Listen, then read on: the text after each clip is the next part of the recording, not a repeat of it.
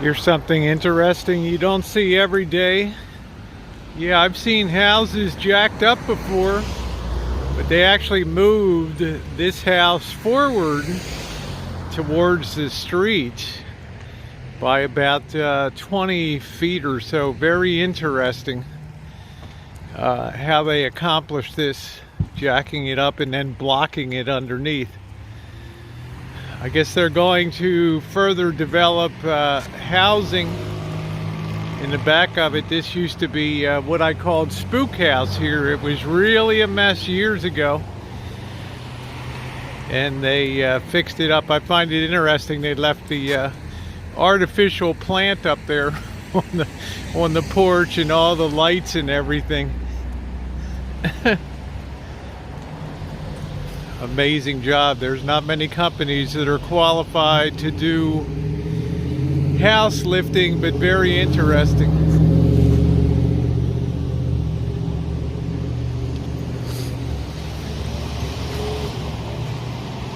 Digging and putting down a new foundation and moving the whole house. Spook House. And a very good morning to all of you. A very interesting project on Spook House down here. Happy Friday, August 28th, 2020. And speaking of spooky, many of you don't know on the channels it's been around for 7.5 years, the channel. And one of the things that I've always been interested in, but I never really talk about too much, is some aspects of true crime. And particularly the thoughts that must go through people's heads when they commit crimes, especially capital crimes like murder in the case of Chris Watts. And they must believe that they have a chance to really get away with that. And of course, we have unsolved disappearances.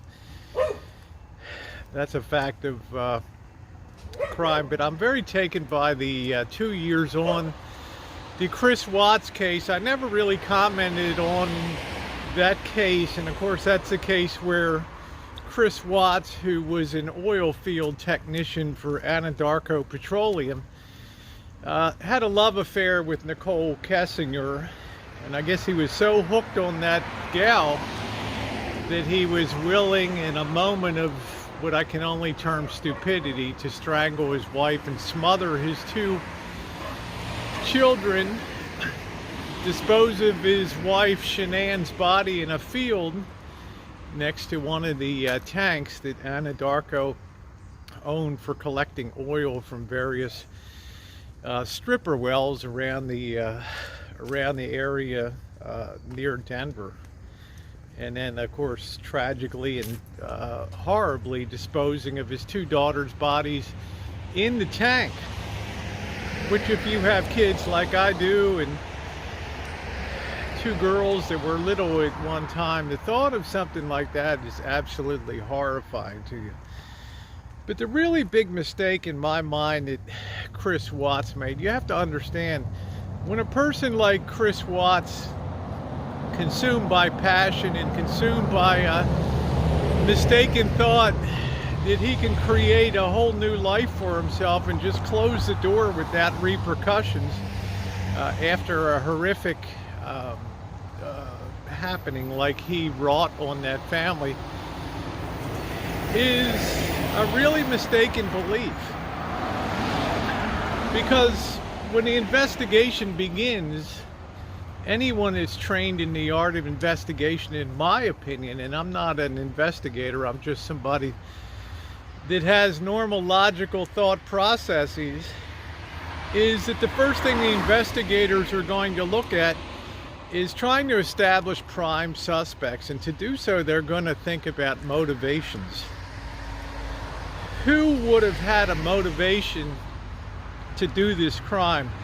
We know it's very rare that people get snatched off the street. We know that once in a while marriages have problems. A wife or husband threatens to take children, and maybe they leave the area for a while.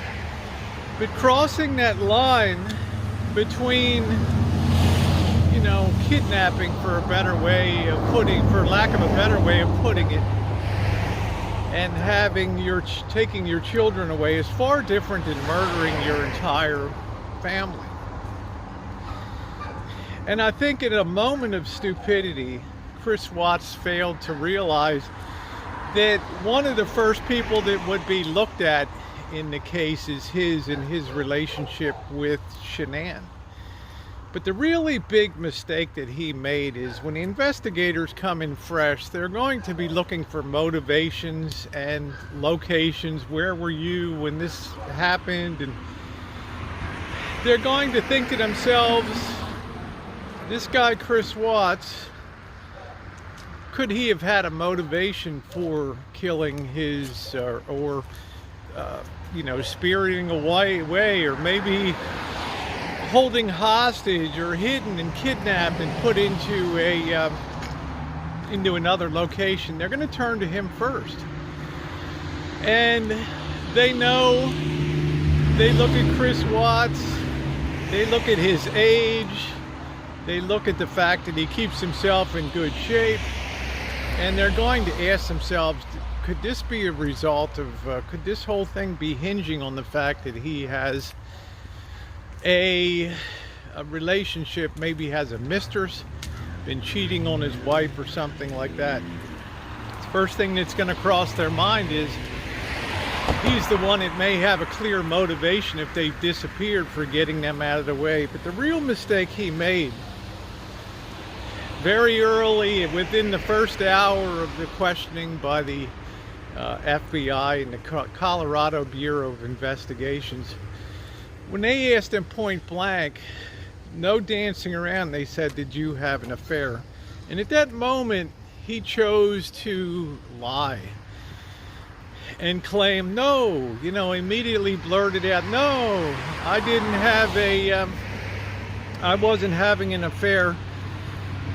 And that was really the mistake that unraveled the whole situation, because he probably didn't even connect the fact that they would be verifying and checking the story, having him sign a release voluntarily along with Nicole Kessinger, and they had Shanann's phone to go back and review all of the messages and things, and in pretty short order they put together a picture of a guy that was having an affair.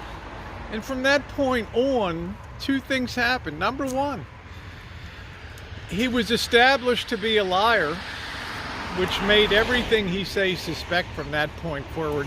And number two, he had a clear motivation for wanting his family out of the picture.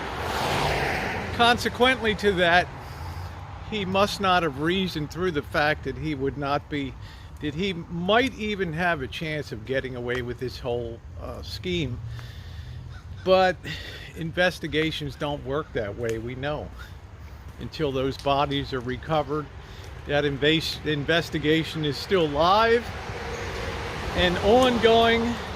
And the other mistake he made too, which was a more minor one, eventually, I know, even if he hadn't admitted to doing it initially, they would have gone out and eventually taken dogs out to those sites, because he has a disposal problem. Yes, he could have buried the bodies or disposed of the bodies anywhere within Colorado, but I believe the mind of a criminal, the mind of a murderer, is looking for the easy solution to that. The places that they know, the immediate thing that comes to mind is, well, this tank farm site, it's not that far away.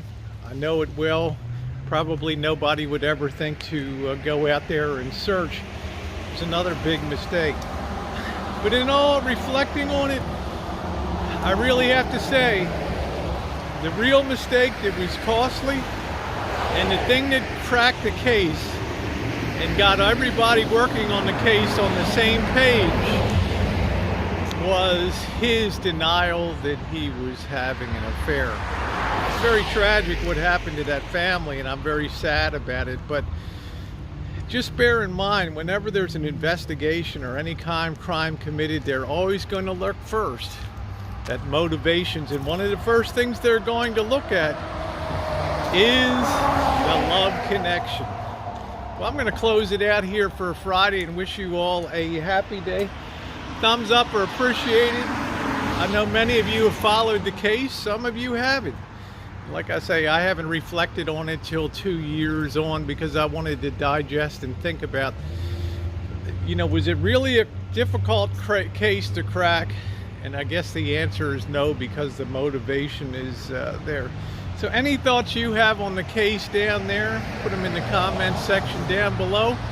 Thumbs up are appreciated, and have a wonderful day. And always tell the truth. Thanks, everybody.